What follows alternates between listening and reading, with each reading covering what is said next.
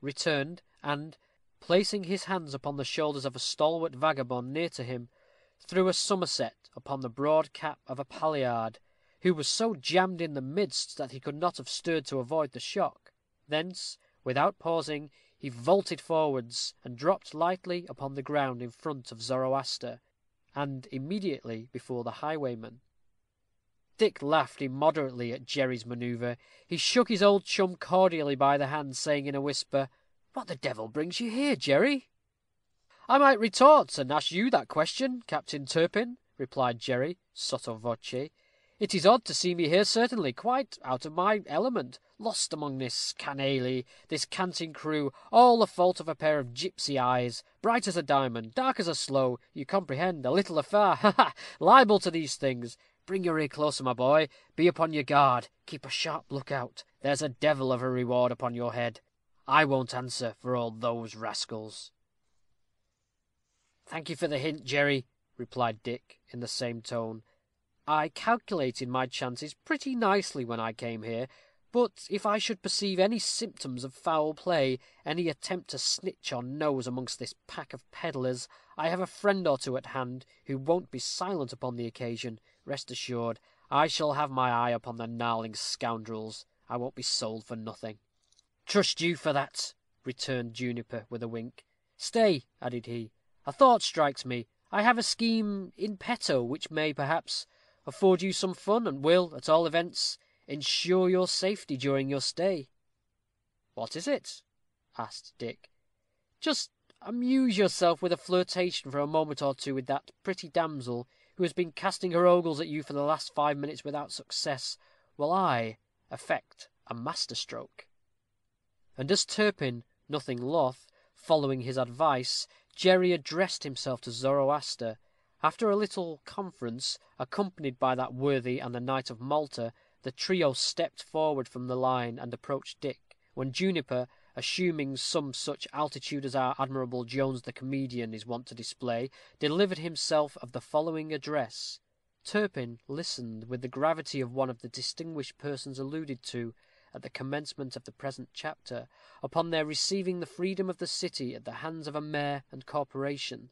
Thus spoke Jerry: "Highest of the high tobymen, rummest of rumpadders, and most scampest of scampsmen, we, in the name of Barbara, our most tawny queen, in the name of Zoroaster, our upright man, Dimbadamba, or Ollie Campolly, by which titles his excellency is distinguished, in our own respective names, as Highpads and Lowpads, Rumgills and Queergills, Patricos, Palliards, Priggers, Whipjacks, and Jarkmen, from the arch rogue to the needy mizzler, fully sensible of the honour you have conferred upon us in gracing Stophole Abbey with your presence, and conceiving that we can in no way evince our sense of your condescension so entirely as by offering you the freedom of our crew, together with the privileges of an upright man, which you may be aware are considerable, and by creating you an honorary member of the Vagrant Club, which we have recently established, and in doing so, we would fain express the sentiments of gratification and pride which we experience in enrolling amongst our members one who has extended the glory of roguery so widely over the land, and who has kicked up so much dust upon the highways of England, as most effectually to blind the natives, one who is in himself a legion, of highwaymen, awaiting, with respectful deference, the acquiescence of Captain Richard Turpin, we beg to tender him the freedom of our crew." "Really, gentlemen," said Turpin, who did not exactly see the drift of this harangue, "you do me a vast deal of honour. I'm quite at a loss to conceive how I can possibly have merited so much attention at your hands, and indeed I feel myself so unworthy." Here Dick received an expressive wink from Juniper, and therefore thought it prudent to alter his expression. "Could I suppose myself at all deserving of so much distinction," continued the modest speaker, "I should at once accept your very obliging offer, but none so worthy," said the upright man. "Can't hear of a refusal," said the Knight of Malta. "Refusal! Impossible!" reiterated Juniper. "No, no refusal!" exclaimed a chorus of voices. "Dick Turpin must be one of us. He shall be our Dimber Damber." "Well, Gentlemen, since you are so pressing, replied Turpin, even so be it. I will be your dimber damber. Bravo! Bravo! cried the mob, not of gentlemen. About it, pals, at once, said the Knight of Malta, flourishing Excalibur. By St. Thomas a Becket, we'll have as fine a scene as I myself ever furnished to the Canterbury lieges. About what? said Dick.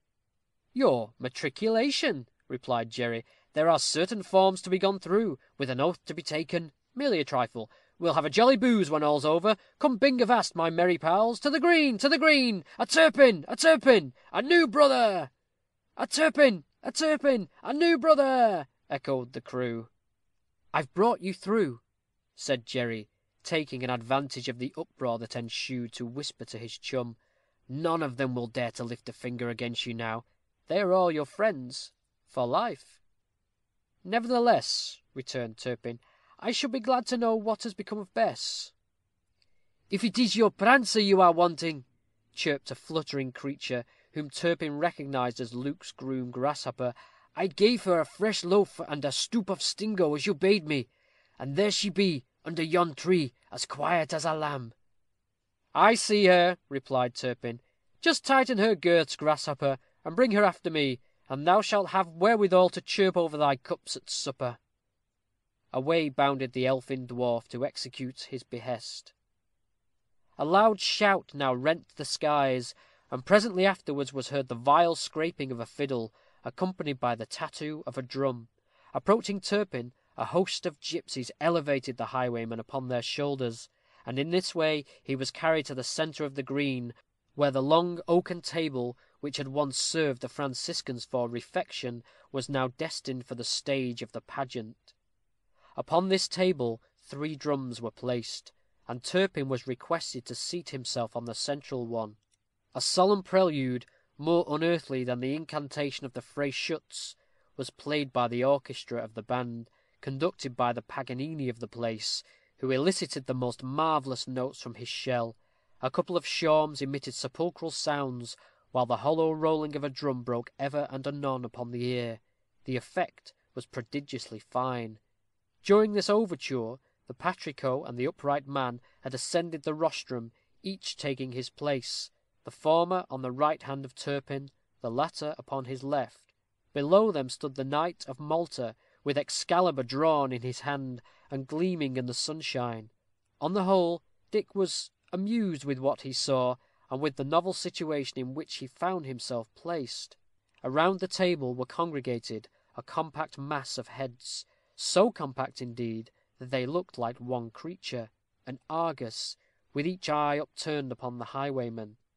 The idea struck Turpin that the restless mass of party-coloured shreds and patches, of vivid hues and varied tintings, singularly, though accidentally, disposed to produce such an effect, resembled an immense tiger moth, or might it be a Turkey carpet spread out upon the grass? The scene was a joyous one. It was a brilliant sunshiny morning, freshened and purified by the storm of the preceding night. The air breathed a balm upon the nerves and senses of the robber. The wooded hills were glittering in light. The brook was flowing swiftly past the edge of the verdant slope, glancing like a wreathed snake in the sunshine. Its quiet song, lost in the rude harmony of the mummers, as were the thousand twitterings of the rejoicing birds. The rocks bared their bosoms to the sun, or were buried in deep cast gloom. The shadows of the pillars and arches of the old walls of the priory were projected afar, while the rose-like ramifications of the magnificent marigold window were traced, as if by a pencil, upon the verdant tablet of the sod. The overture was finished. With the appearance of the principal figures in this strange picture the reader is already familiar. It remains only to give him some idea of the patrico. Imagine, then, an old superannuated goat, reared upon its hind legs, and clad in a white sheet, disposed in folds like those of a cymar about its limbs, and you will have some idea of Balthazar, the patrico. This resemblance to the animal before mentioned was rendered the more striking by his huge, hanging, goat-like underlip, his lengthy white beard, and the sort of cap covering his head, which was ornamented